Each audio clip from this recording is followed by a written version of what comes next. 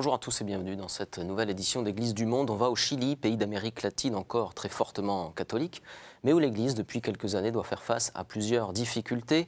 La première, la sécularisation croissante avec une baisse du nombre de catholiques déclarés qui ne représentent plus aujourd'hui qu'environ 60% de la population.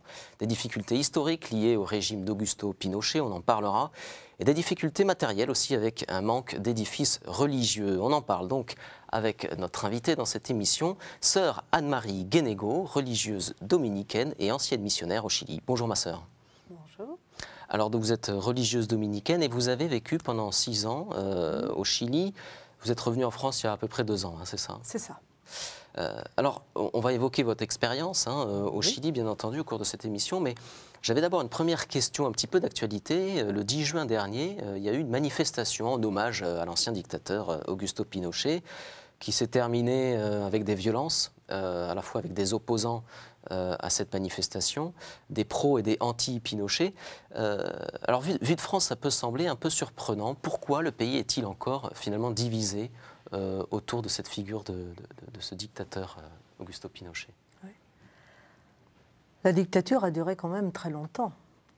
Ça a profondément marqué le pays, ça l'a profondément divisé.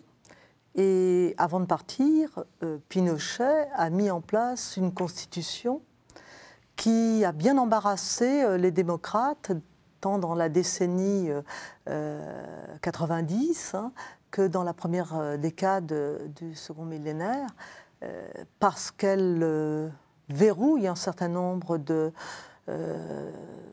possibilités de réforme. La précédente présidente, Mme Bachelet, avait eu des difficultés avec le monde estudiantin et le monde des lycéens. Elle aurait aimé faire mieux, plus vite, mais la Constitution ne le lui permettait pas. Donc, il est encore, c'est peut-être moins sa personnalité que son régime qui est présent par ce biais-là. Bon. Vous évoquez cette manifestation, vous évoquez la violence de cette manifestation. Il y a beaucoup plus de manifestations autres. Celle-là, je dirais, dans le pays, elle n'a pas dû paraître si extraordinaire. Il y a des manifestations estudiantines, il y a des manifestations pour, au-delà de Santiago, dans une région comme Aysén. Il y en a eu l'année dernière à Punta Arenas, qui sont beaucoup plus importantes pour l'actualité et la vie sociale d'aujourd'hui au Chili. Par rapport à ce passé, en particulier le passé de la dictature, quel est aujourd'hui le sentiment et l'attitude de l'Église? Est-ce qu'il y a une analyse là-dessus? J'allais dire, est-ce qu'il y a un travail de mémoire qui est fait au sein de l'Église? Je crois que l'Église, moi, celle que j'ai le plus côtoyée, parce que c'est-à-dire, c'est l'Église des pauvres. Oui. Là, l'Église avait pris parti pour la liberté, parti pour les opprimés. Avec en particulier la Vicariat de la Solidaridad qu'avait créé durant la dictature le cardinal Raúl Silva Henrique. Et l'Église avait pris parti plutôt pour limiter les extravagances et les outrances de ce régime. Elle reste dans cette attitude. Alors, qu'il y ait quelque nostalgique au sein de la hiérarchie, peut-être, mais ils ne sont pas influents. Ils ne sont pas influents. L'Église est du côté du peuple. Oui.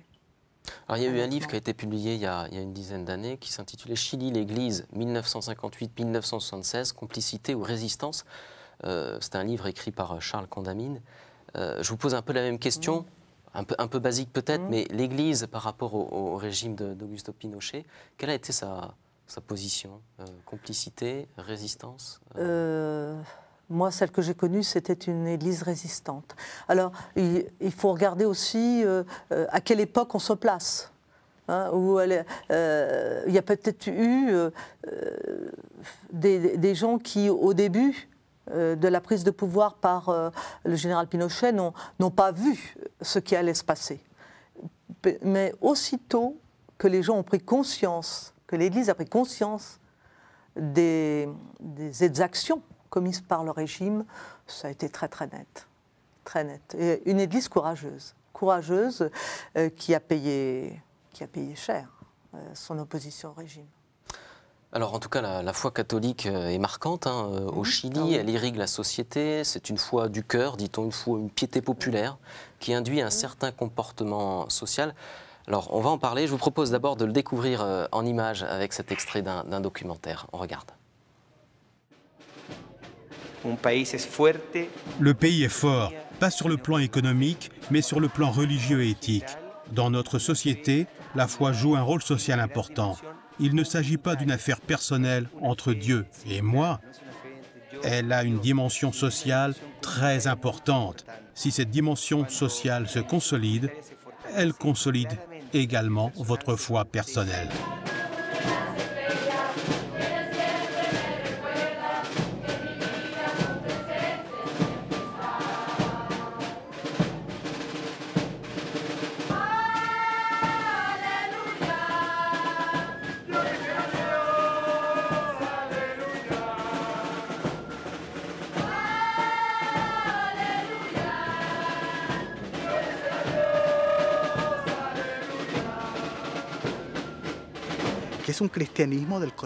C'est un christianisme du cœur, une foi qui se manifeste par les sentiments, par l'amour que vous portez à votre mère, à votre grand-mère, qui vous ont appris à prier le chapelet.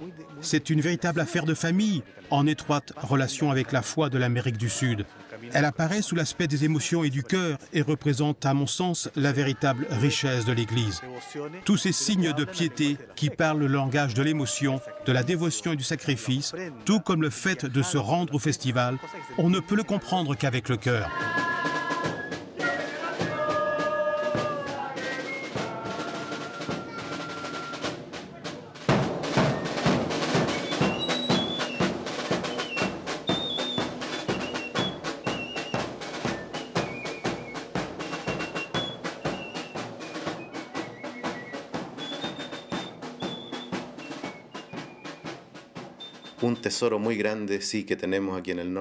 Le plus grand trésor que nous possédons dans le Nord est le culte populaire de la Sainte Vierge.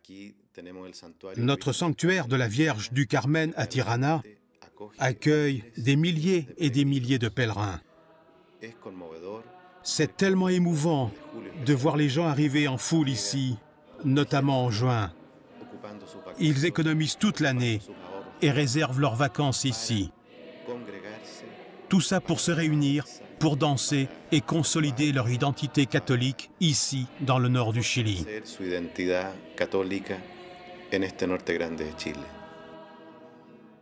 La Tirana est un lieu extraordinaire. Comme les autres petites villes du nord du Chili, elle est déserte. Mais même pendant la semaine, l'église est toujours remplie de pèlerins. Sœur Anne-Marie Guénégaud, on a vu alors, deux choses dans cet extrait de documentaire. La première partie, on a vu un véritable ballet religieux. De quoi s'agit-il? Je crois que c'est quelque chose qui vous a marqué quand vous êtes arrivé au Chili. Oui, il y en avait dans ce quartier sud de Santiago où je résidais. Et il y en a énormément. Il faut prendre toute la dimension de ces ballets religieux. Ce sont des communautés. Ce ne sont pas des gens qui se retrouvent simplement pour danser ou pour aller à la Tirana une fois à l'an. Non, ce sont des communautés qui se retrouvent toutes les semaines. Dans ces communautés, il y a généralement au moins 3 générations. On y intègre les enfants, on y intègre los abuelos, les grands-parents. Hein, et il y a une grande dévotion à la Vierge. Mais la Vierge est l'intermédiaire pour aller au Christ, pour aller à Jésus. Et il y a un gros effort de fait par les responsables de ces communautés pour évangéliser ces communautés. Et vraiment, c'est un des aspects de l'Église chilienne, c'est la dimension communautaire. Les communautés de base, les communautés des ballets religieux, la cellule de base, c'est la communauté. Vous parliez de la Tirana. Qu'est-ce qu'elle représente, cette dévotion de la Tirana? aujourd'hui au Chili? Elle est toujours forte? Elle est toujours forte, oui, ils sont très très fiers. Ils sont très orgueilleux de leur pays, de leur tradition, etc. Les Chiliens, très très attachés. Et là, beaucoup font de gros efforts, comme on dit dans le reportage, pour aller à la Tirana. Mais je voudrais souligner, j'y reviens, ce n'est pas simplement une manifestation une fois l'an. Les communautés, les groupes qui vont danser à la Tirana, toute l'année, ils ont vécu leur foi ensemble. Et ils l'ont vécu solidairement, c'est-à-dire qu'on aide la famille qui a des problèmes de santé. Et en milieu populaire, quand il y a un problème de santé, c'est réellement une catastrophe parce qu'ils n'ont pas de moyens de se soigner dans de bonnes conditions.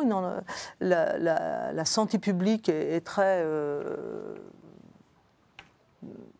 peu développée. Enfin, et donc il faut beaucoup de solidarité, il faut que tout le monde fasse quelque chose, contribue à ces frais supplémentaires. On se prend en charge vraiment. Voilà. On partage toute sa vie. Vous parliez de solidarité et du rôle de ces communautés finalement catholiques pour faire vivre cette solidarité. C'est un engagement de l'Église qui s'inscrit dans son histoire avec des grandes figures comme notamment celle du père Hurtado, vénéré au Chili, une sorte d'abbé Pierre chilien. C'est lui qui a en tout cas fondé des maisons d'accueil destinées aux plus démunis. Je vous propose de le découvrir avec cet extrait d'un documentaire, on en reparle après. On regarde.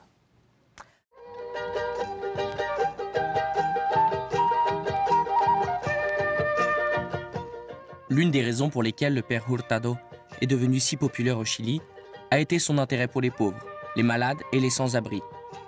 En 1944, il a ouvert le premier hôtel pour les sans-abri, Hogar de Cristo, le feu du Christ.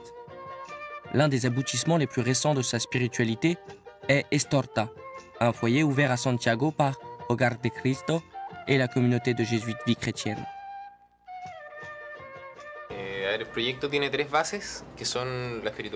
Le projet repose sur 3 notions, la spiritualité, la communauté et l'apostolat. Il s'agit de sortir, de devenir bénévole et de servir les gens. Il s'agit d'aider. Le projet Estorta est né en 1997 et consiste à vivre avec les plus pauvres parmi les pauvres pendant un mois, dans une situation quotidienne, et à associer cette vie à une spiritualité qui fait partie de l'idée d'Estorta.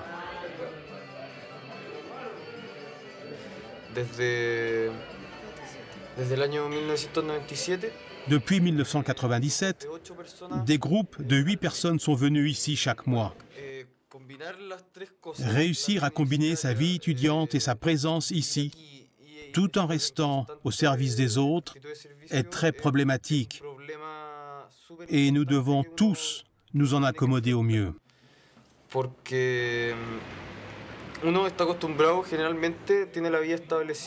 En général, les gens ont une vie bien rangée. Ils vivent à la maison, vont à l'université pour étudier. C'est une routine quotidienne. Ce projet est complètement différent. Vous souffrez du manque de sommeil, vous avez des cernes noires sous les yeux et vous êtes souvent fatigué. Mais vous avez de nombreuses possibilités de recharger vos batteries. Vous pouvez prier. Il y a des rencontres dans votre communauté. Il y a beaucoup d'aide. Tout le monde est remis à neuf.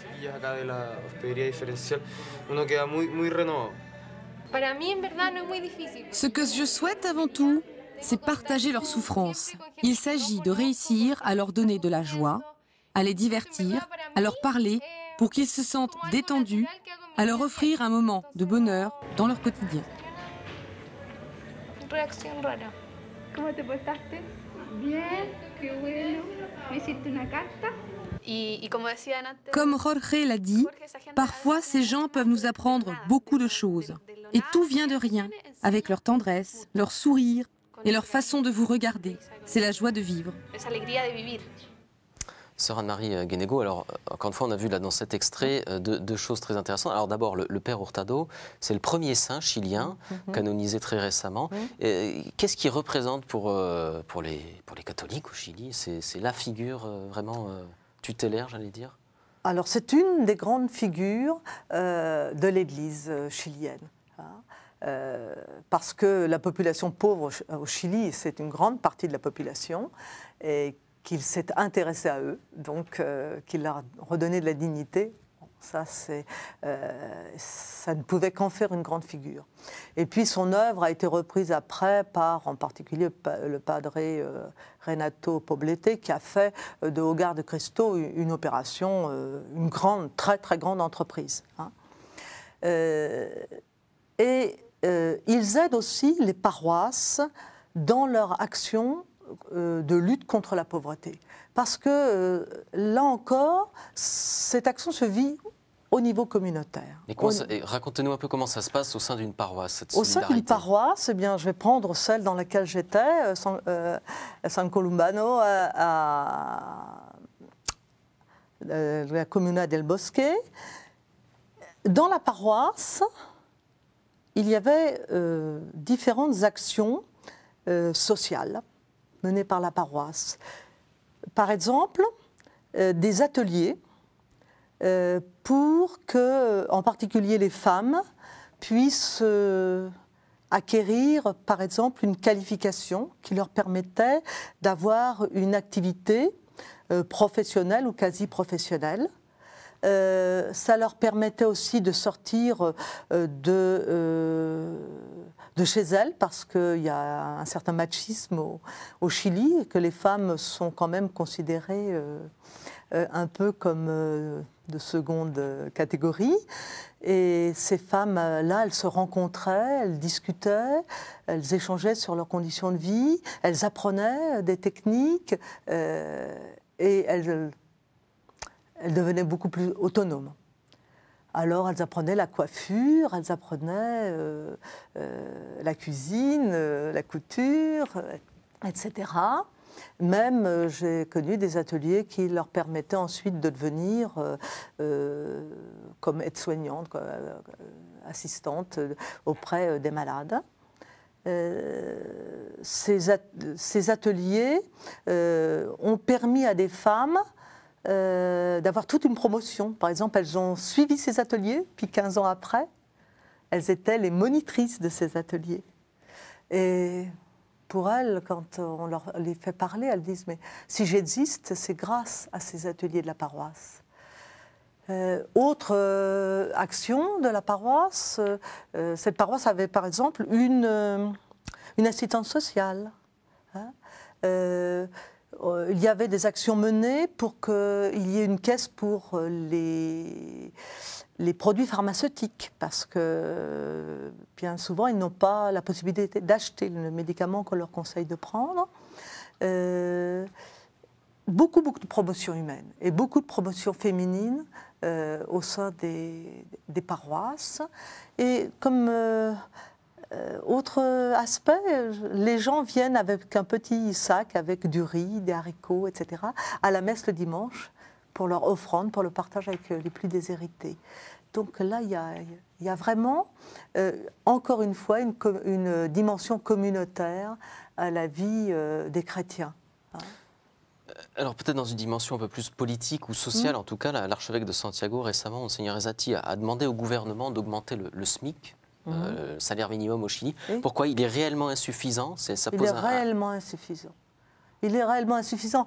Les différences sociales au Chili n'ont rien à voir avec celles qu'on connaît en France. Hein. Si vous voulez, ce fameux indice de Gini là, qui donne de 0 à 100 les inégalités sociales. En France, c'est 38.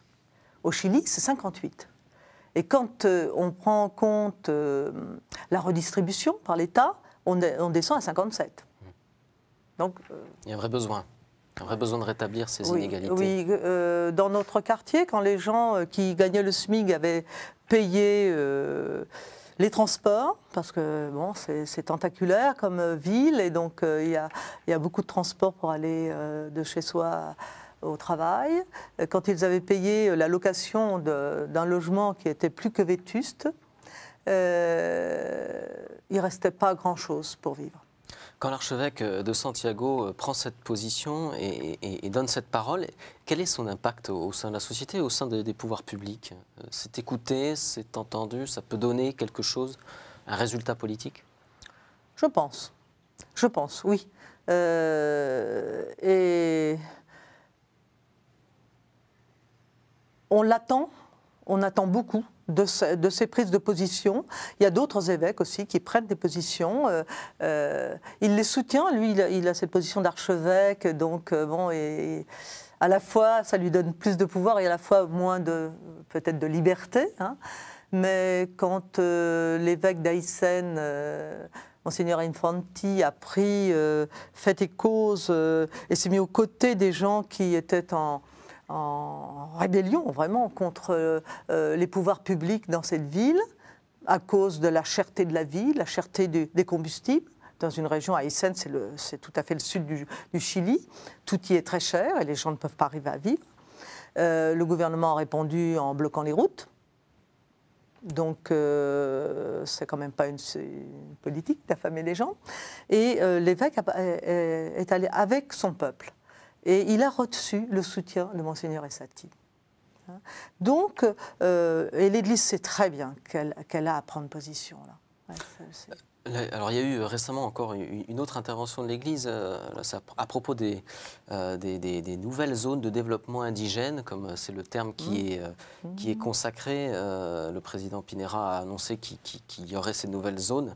Alors, de quoi s'agit-il? Et deuxième question, qu'est-ce que l'Église fait dans ce qu'on pourrait appeler une pastorale indigéniste, hein? Est-ce qu'elle est présente là-dessus, sur cette question-là? Oui, elle est présente. Elle est de plus en plus présente. Alors, sur pas tout à fait 16 millions d'habitants, hein, 15 millions et demi, il y a 700 000, un peu plus de 700 000 Indiens.